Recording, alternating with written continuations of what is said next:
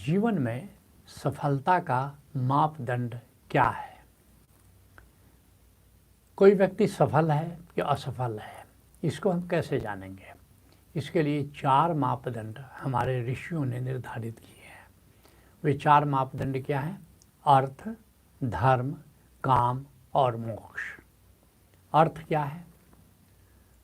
जीवन की आवश्यकताओं को पूरा करने के लिए, या ये 4 जो पुरुषार्थ हैं, ये 4 जो उद्देश्य हैं मनुष्य जीवन के, इनको पूरा करने के लिए जो पहला पुरुषार्थ है वो है अर्थ।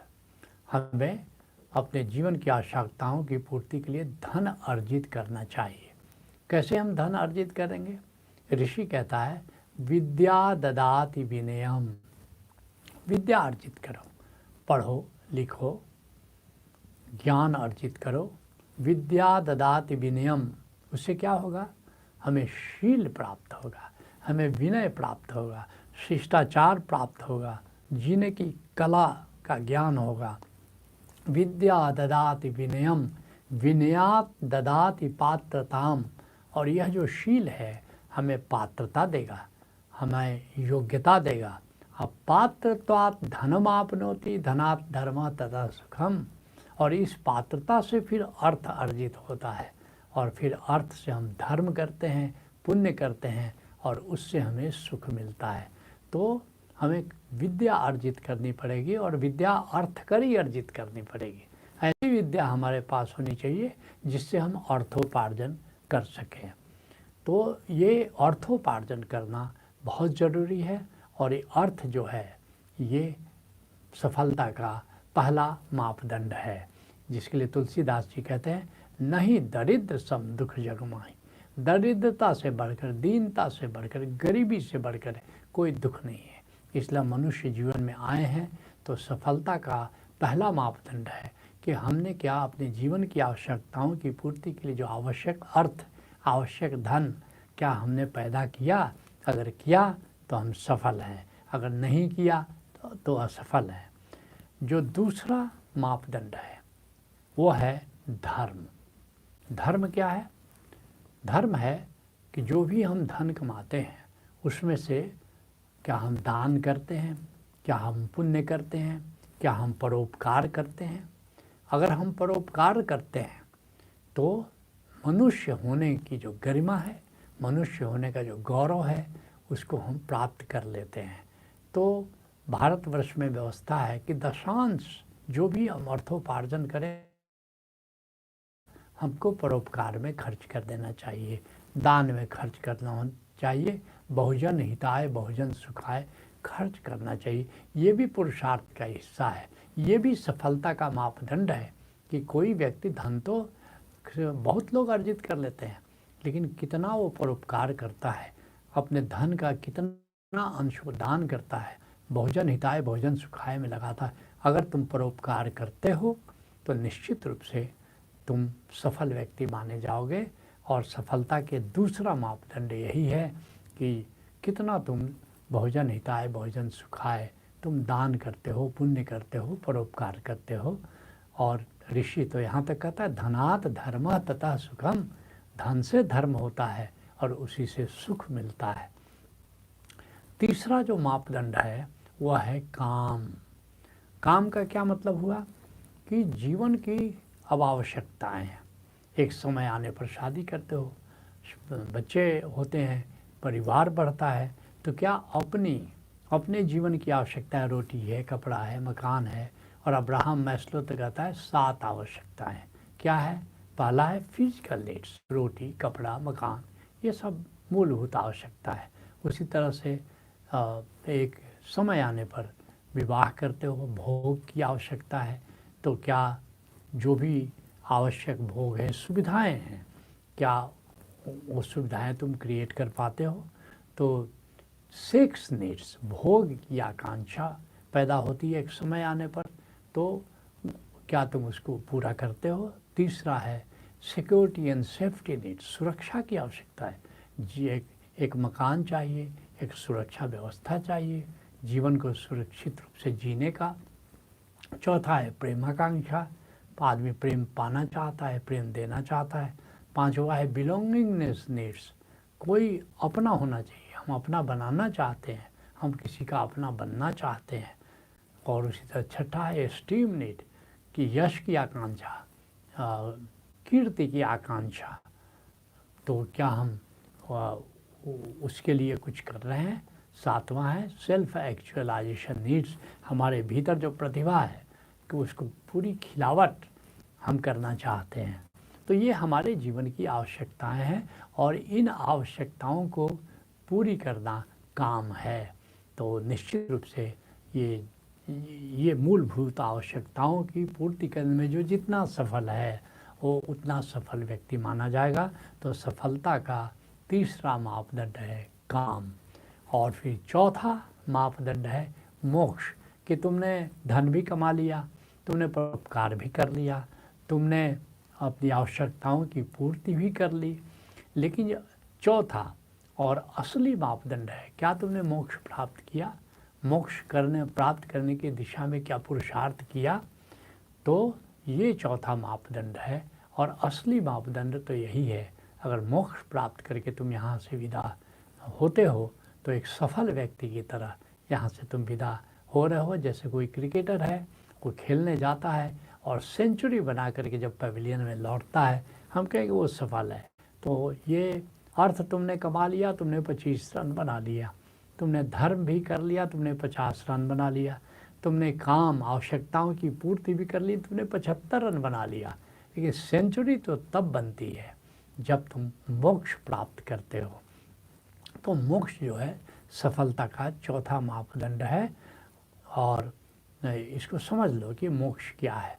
और तृप्तिबंध है, अर्थात जीवन तुम जी तो रहे हो लेकिन भीतर भीतर कहीं कमी लग रही है, एक अतृप्ति सी बनी हुई है, कहीं लगता नहीं है मन बताओ क्या करूं, नींद तक से हो गई है आजकल अनबन बताओ क्या करूं।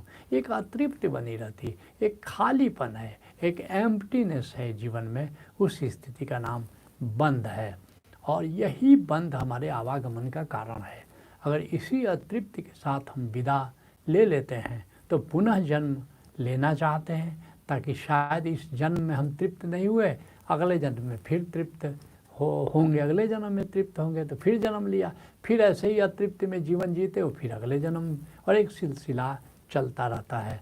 तो ये बंध जो है, ये अतृप्ति जो है, यही आवागमन का कारण है। और फिर क्या होता है, इस अतृप्ति के कारण काम, क्रोध, लोभ, मोह, ईर्ष्या, द्वेष, ये विकार पैदा होते रहते हैं और इस अतृप्ति को और भी बढ़ा देते हैं।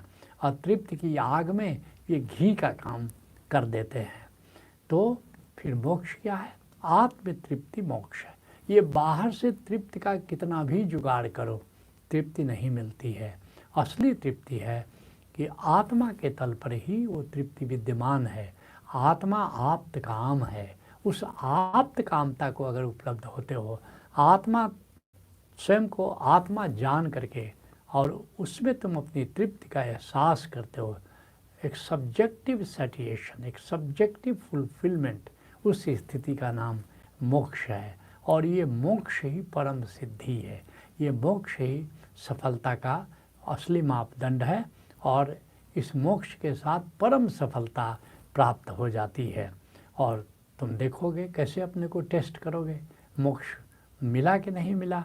मोक्ष में कामादि विकार नहीं होते, कामना नहीं होती, दूसरे से कुछ प्राप्त करने की अपेक्षा नहीं होती, दूसरे बाहर से कुछ लेकर के तृप्त होने की आकांक्षा नहीं बचती है, तुम स्वयं में तृप्त हो।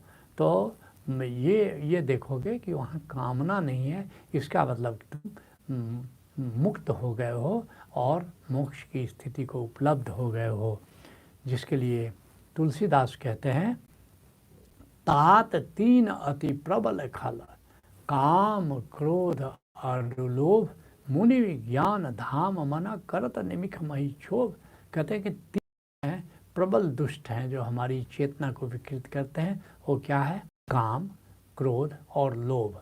और ये बड़े बड़े मुनि इसका शिकार हो जाते हैं। दुर्वासा ऋषि का नाम तुमने सुना होगा, ऋषि थे लेकिन बात बात में गुस्सा हो जाते थे और फिर सारी तपस्या उनकी भंग हो जाती थी। तो काम, क्रोध और लोभ, ये तीनों बड़े प्रबल शत्रु हैं और इनसे हमको मुक्त होना है, तभी हम मोक्ष को उपलब्ध हो सकते हैं। उसी तरह से कबीर साहब कहते हैं, तेरा जन एकाध है कोई, हे परमात्मा तेरा दास तेरा भक्त कोई एक है, और जो एक है वो भी आधा है, वो भी पूरा नहीं है। क्यों? काम क्रोध मद लोभ विवर्जित हरि को चिन्हे सोए। जो अतृप्त को विदा कर देता है, अतृप्त क्या है? काम क्रोध लोभ मोह मद, जो इनसे मुक्त होता है, काम क्रोध मद लोभ विवर्जित हरि को चिन्हे सोई, वही गोविंद को पहचान पाता है, वही तृप्ति को प्राप्त कर पाता है। ऐसे ही संत मीरा कहती है, मनुआ राम नाम रस पीजिए। ऐ मेरे प्यारे मन, तू क्या विषय रसों में फंसा हुआ है, राम रस को का पान करो। मनुआ राम नाम रस पीजिए, काम क्रोध मद लोभ मोह को चित्त से बहाए दीजिए। अपनी चेतना से ये काम क्रोध लोभ मोह इन सबको बहा दो। इसी तरह कहते कबीर साहब कहते हैं कि कैसे मोक्ष को प्राप्त करोगे। कोटि नाम संसार में अताते मुक्ति न हुई। अनेक नाम है संसार में, अनेक विषय हैं, लेकिन उन विषयों को प्राप्त करो, उन नामों का सहारा लो तो मुक्ति नहीं मिलती है। क्या कैसे मुक्ति होती है? आदि नाम जो गुप्त जब, जो आदि नाम है वो क्या है? ओंकार है, अनाहत नाद है। उस अनाहत नाद को जानते हो, उसके माध्यम से तुम अपनी आत्मा को जान लेते हो, एक दिन ब्रह्म को भी जान लेते हो, और फिर तुम तृप्ति के एहसास से भर जाते हो। तो उसी बात की ओर इशारा करेंगे, आदि नाम जो जुगुप्त जप अब बूझे बिरला कोई। मगर आसान नहीं है, कोई पूरा गुरु मिल जाए तभी जब उसके माध्यम से ही तुम उस आदि नाम को जान सकते हो। और आदि नाम को जान करके उसका जो स्रोत है आत्मा, उसका जो स्रोत है परमात्मा, जब उसको जान लेते हो तो फिर मुक्त हो जाते हो। इसी बात को चरण दास बड़े प्यारे अंदाज में कहते हैं, जो चाखे ये प्रेम सुधारस। जो भी नाम तत्व को जानो। अब ये ओंकार तत्व जो है इसके कई डायमेंशन है, नाद है, नूर है, अमृत है, मंगल है।